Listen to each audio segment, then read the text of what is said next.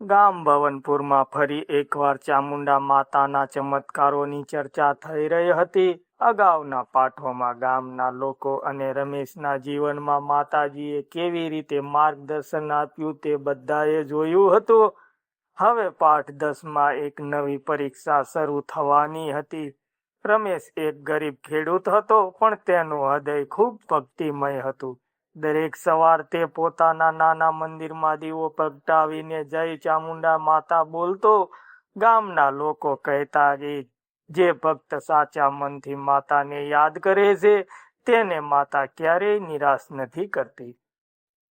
એક દિવસ ગામમાં એક અજાણી ઘટના બની. અચાનક રમેશના ખેતરમાં પાક સુકાઈ જવા લાગ્યો. પાણી હોવા છતાં પાક લીલો ન રહ્યો. ગામના કેટલાક લોકો બોલ્યા, રમેશ, કદાચ તું કોઈ ભૂલ કરી હશે. માતા રિસાઈ ગયા છે. રમેશનું દિલ તૂટી ગયું. તે તરત જ પહાડ પર આવેલા ચામુંડા માતાના મંદિરે ગયો. ત્યાં પહોંચી તેણે માથું ઝુકાવીને પ્રાર્થના કરી, હે મારી માં, જો મારી કોઈ ભૂલ થઈ હોય તો મને માફ કરજો. હું તો તમારો દાસ છું. મારા પરિવારને બચાવો. મંદિરમાં ખૂબ શાંતિ હતી. દીવો ધીમે ધીમે જળતો હતો. અચાનક પવનનો ઝોકો આવ્યો અને મંદિરની ઘંટ પોતે જ વાગવા લાગ્યો. રમેશને લાગ્યું કે આ માતાનો સંકેત છે. તે રાત્રે રમેશને સપનું આવ્યું. સપનામાં ચામુંડા માતા પ્રગટ થયા. માતાજી બોલ્યા, રમેશ, તું ડરતો કેમ છે? આ પરીક્ષા છે. સાચો ભક્ત મુશ્કેલીમાં પણ વિશ્વાસ છોડતો નથી. સવાર થઈ ત્યારે રમેશ ફરી ખેતરમાં ગયો. આ વખતે તેણે નક્કી કર્યું કે ભલે કંઈ પણ થાય તે માતા પર વિશ્વાસ રાખશે. તેણે ખેતરમાં કામ ચાલુ કર્યું અને દરરોજ માતાનું નામ લેતો રહ્યો. કેટલાક દિવસ પછી એક ચમત્કાર થયો. જ્યાં પાક સુકાઈ ગયો હતો ત્યાંથી નવી લીલી કૂપળો નીકળવા લાગી.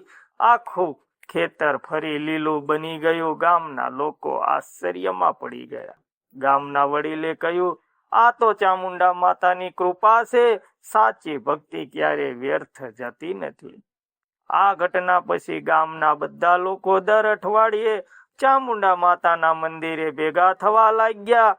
તેઓ ભજન કરતા, દીવો પ્રગટાવતા અને માતાનો આભાર માનતા. પરંતુ વાર્તા અહીં પૂરી થતી નથી. ગામમાં એક ધનવાન વેપારી હતો, કાનજીભાઈ. તેને રમેશના ચમત્કાર પર વિશ્વાસ નહોતો. તેણે કહ્યું, આ બધું અંધશ્રદ્ધા છે. કોઈ માતા આવી રીતે મદદ કરતી નથી. એક દિવસ કાનજીભાઈ જંગલમાંથી પસાર થઈ રહ્યા હતા. અચાનક ભારે તોફાન આવ્યું. રસ્તો બંધ થઈ ગયો. તે ડરી ગયો. આસપાસ કોઈ માણસ નહોતો.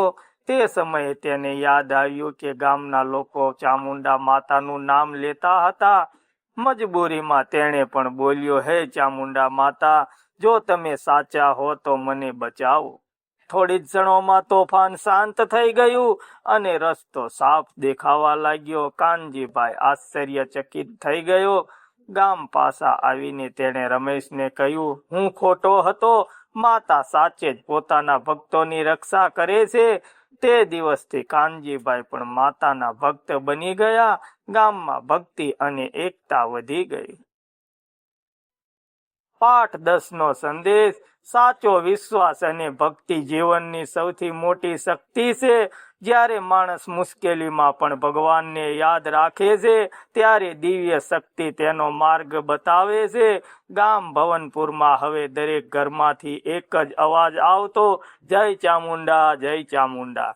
મિત્રો, સ્ટોરી સારી લાગી હોય તો લાઈક, કમેન્ટ, શેર કરવાનું ભૂલતા નહીં. મળીશું બીજો વિડીયોમાં. ત્યાં સુધી જય માતાજી.